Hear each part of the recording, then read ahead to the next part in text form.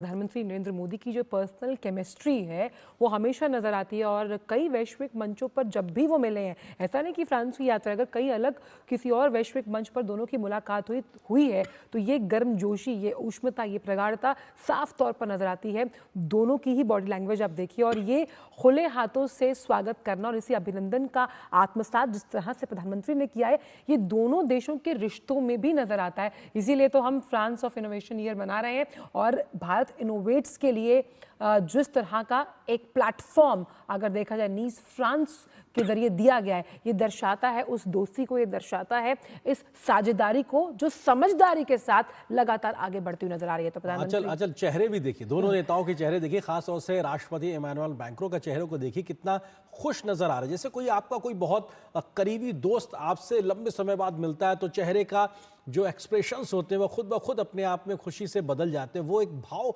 चेहरे पे नजर आ रहे हैं और खुले हाथों से प्रधानमंत्री मोदी का स्वागत करना और गले लगाना, किस तरीके से ग्रीट करना, मतलब ये जो जेस्चर ही नहीं बल्कि हम भारतीय संस्कृति में जब किसी पुराने दोस्त से मिलते हैं तो बड़े कस के गले लगाकर फिर हम पीठ पर जरूर थपथपाते हैं और ये दोनों वेज यानी कि दोनों तरफ से किया गया, आप देखिए। और ये दर्शाता है कि जिस तरह से भारतीय संस्कृति को भी हमने यहाँ पर फ्रांस के कई अलग अलग मंचों पर देखा और उसी बात की तस्दीक ये तस्वीर भी करती हुई नजर आती है कि ये दोस्ती जो है, इस दोस्ती ने अलग अलग क्षेत्रों में उन आयामों को छूने के लिए एक नए अध्याय की शुरुआत की है और ये अध्याय इस बार तकनीक पर आधारित है और इसीलिए भारत इनोवेट्स में जब थोड़ी देर में इसका उद्घाटन होगा तो हम कई अलग अलग पवेलियंस में देख पाएंगे कि ये कैसे आगे होते हुए नजर आएगा। इस तस्वीरों में जब हम देखते हैं कि प्रधानमंत्री नरेंद्र मोदी और राष्ट्रपति इमैनुअल मैक्रों जब शेक हैंड कर रहे हैं तो ये दो नेताओं का शेक हैंड नहीं बल्कि दो देशों के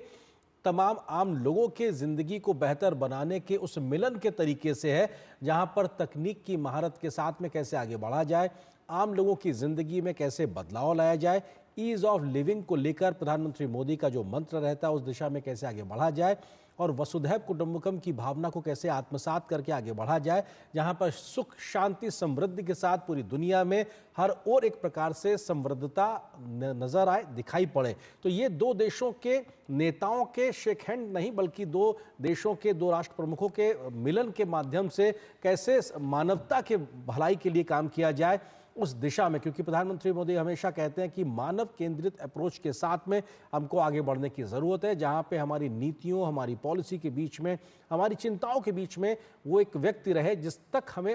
तमाम योजनाओं को पहुंचाना है, सामाजिक आर्थिक प्रगति को पहुंचाना है। और ये वैश्विक भलाई के लिए G20 के माध्यम से भारत के प्रधानमंत्री ने जिस मंत्र को आगे बढ़ाया था, वन वर्ल्ड वन अर्थ के तरीके से, उस